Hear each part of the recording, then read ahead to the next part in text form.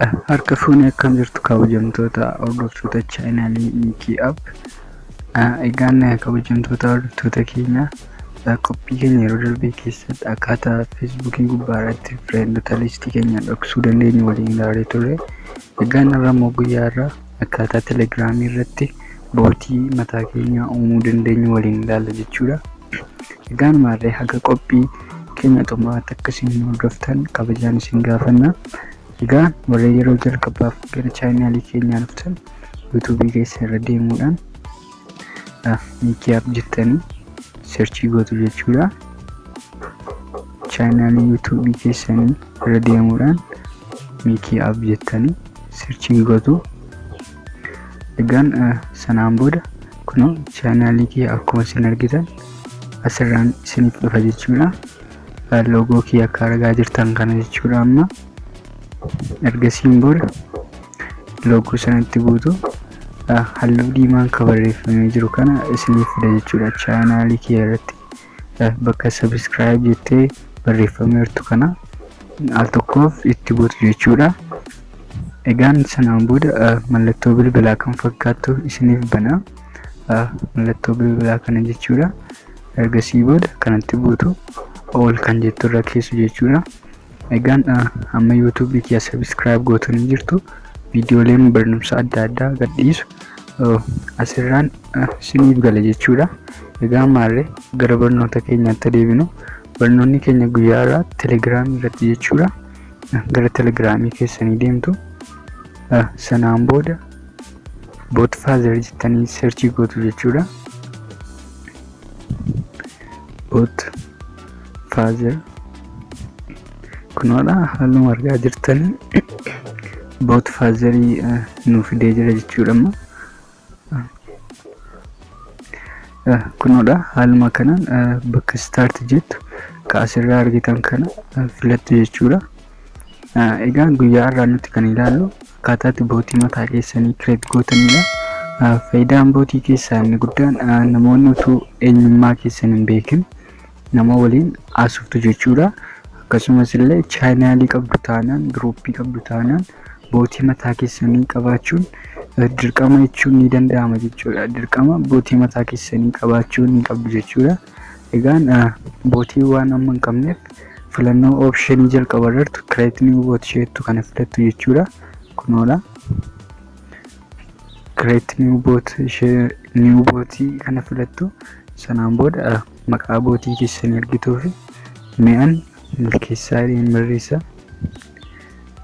Milkeessaa bootiin jedhamanii. Sanaan booda amma immoo username keessan kan namni ittiin searchii godhatee argachuu danda'u sana laattuuf jechuudha. Ergasii booda Niikii App asirratti username yeroo laattan mallattoo kana dirqama fayyadamuu qabdu. Sanaan booda dhumarratti jecha boot jedhu itti dabaltanii barreessuun dirqama ta'a jechuudha. Okay, kunoodha bootii kana haala bareedaadhaan bootiin naaf kireettee jira jechuudha. Amma bootii kireettee kana suuraaleetti gochuu akkasumallee diskiripshinii isaa barreessuu kutaa jalqabaa kana keessatti waliin ilaalla jechuudha. Egaa suuraalee adda addaa irratti kennuudhaaf mallattoo kana fayyadamtu jechuudha.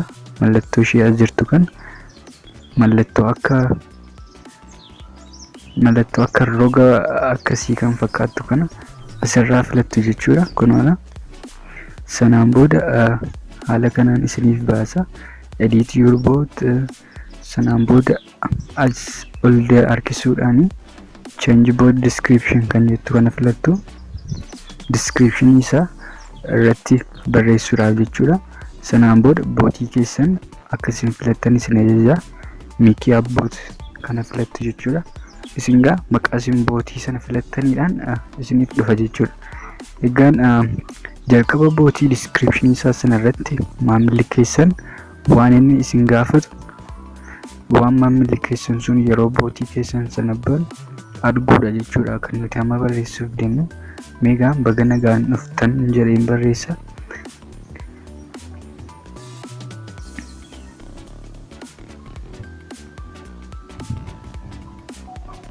Egaan isin asirratti barreeffamoota mimmiidhagoo adda addaa barreessuu qabdu jechuudha.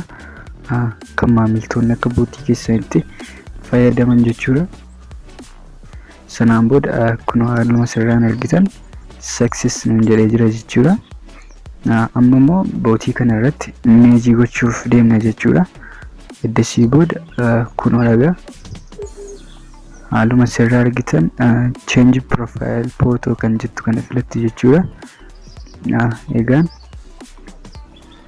sanaan booda ammas haaluma jalqabaatiin buutii qabdan keessaa buutii irratti profaayilii isaa jijjiiruu barbaadan filattu jechuudha.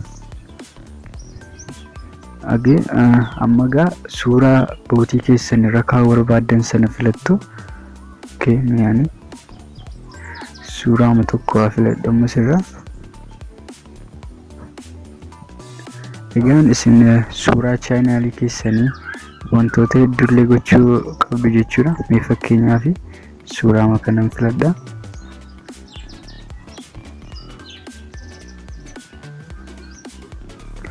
Egaan buutii kana bifa suuraa bareedaa ta'e kan maamiltoota hedduu gammachiisu yookiin itti tolu illee ta'uu qaba, yookiin chaanaalii keessan kan ibsu godhachuu qabdu jechuudha. Egaan suuraa kana amma ergaan jira jechuudhaani.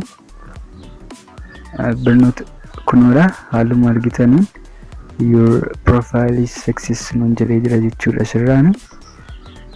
Barnoota keenya guyyaa irraa kana egaa kanumaan goolabna jechuudha. Kutaa lammaffaa keessatti barnoota akkaataatti buutii irratti meenuu gochuun danda'amu waliin ilaalla jechuudha.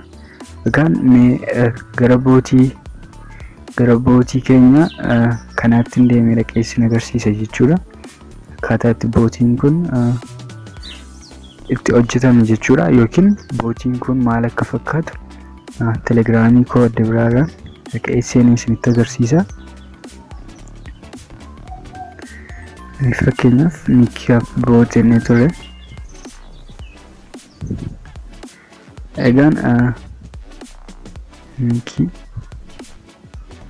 barnoota keenya guyyaa itti aanu keessatti buutii sana irratti akkaataatti buutii keenya sana irratti akkaataatti meenuu kumaandota hedduu irratti daballu waliin ilaalla jechuudha. Egaan kunoodha. Suuraan ani filadhe illee kunoo haaluma argitaniin create ta'ee jira jechuudha. Descriptioniin jalqaba irratti barreesse illee kunoo baganaa gaanniftan jira. Ta'eera jira jechuudha. Buutiin keenya start godha. Sanaan booda egaa buutiin kun haala kanaan start naaf ta'ee jira jechuudha. Egaan barnoota keenya kutaa lammaffaa keessatti immoo yeroo maamilli keessan start godhu haala kanaatiin, yookiin fakkeenyaaf buutii kiyya haala kanaatiin akka buutii keessan irra taa'u kan kumaandota kana kutaa lammaffaa keessatti qabadhee isiniif dhufa jechuudha. Fakkeenyaaf haala akkasiitiin akkaataa irratti barreessinu yaada wantoota hedduu kutaa lammaffaa keessatti waliin ilaalla jechuudha. Egaan barnoonni keenya guyyaa irraa kana fakkaata. Chaanaalii keenya subscribe gochuudhaan akkasumallee yuutuubii keenya subscribe akkasiin gootaan kabajaan isin gaafanna. Hiriyoota keessaniif illee sheerii gochuudhaan akkasumas telegiraamii keenya illee join gochuudhaan barnoota adda addaa asirraa argachuu ni dandeessu jechuudha. Kanaaf barnoonni keenya guyyaa irraa kana fakkaata. Nagaatti.